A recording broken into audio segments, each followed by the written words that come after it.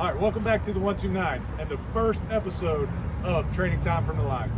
I'm Duncan, joined here with Mr. Williams, and today we're going to go over a brief overview of packaging down firemen. So stay in position for these skills on the 129.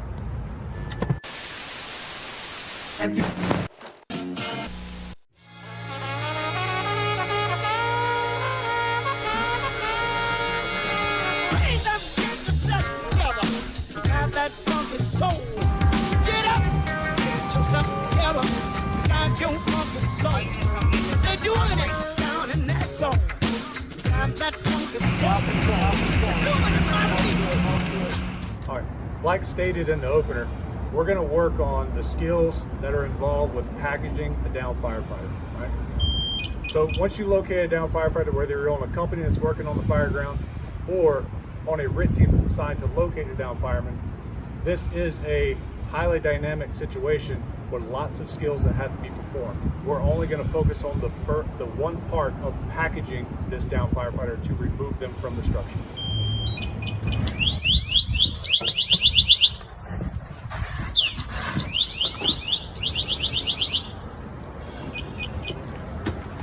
All right, the first step in packaging a down firefighter is going to be to silence the passive device. We must silence the passive device if it is in full activation. That way we can communicate with command, listen for a secondary passive device, and communicate with our team. Once we silence the passive device, now I want to do my head-to-toe assessment of the down firefighter who's unresponsive. I'm going to start with the head and work my way down to the feet. I'm looking for PPE malfunctions, lack of PPE. See if he's breathing. Check his air cylinder. See how much air is in the cylinder. If he's having an out of air emergency or a low air emergency. Looking to mitigate any type of hazards that he might have. Entanglements, structural collapse, something might be on top of him. All that's the time that I'm not going to address that issue. Once we've done our head-to-toe assessment, mitigating any hazards that we can at this time, our next step is to convert their waist strap into a drag harness. In doing that, I want to remove this buckle and reattach it between the crotch of the down firefighter. I'm going to go to my target area of the waist belt. He's wearing it properly, low and tight, right in the middle. Grab that area, lift him up into a turtle shell type of position.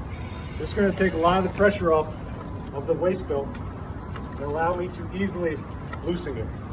Once that's done, I'm going to put him on the right side. This way, all of his life support areas are open.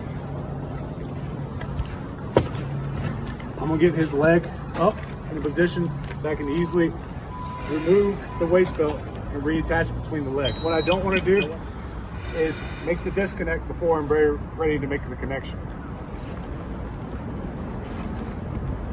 Once the connection's been made, give it a good tug to make sure it's been made properly. I can come up to this side of the waist belt, tighten it down very easily, and now his waist strap is now converted to a drag harness. All right, once the waist belt's been converted to a harness, my next step is to get this firefighter into a seated position. Once I've done that, that allows me to get a good view of his level of consciousness and check for a seal. Also have access to his shoulder straps. Allows me to tighten them down so I don't lift this up as I'm dragging it from the back. We'll come behind him, grab low and tight on the shoulder straps, and we're going to drag him into a safer area.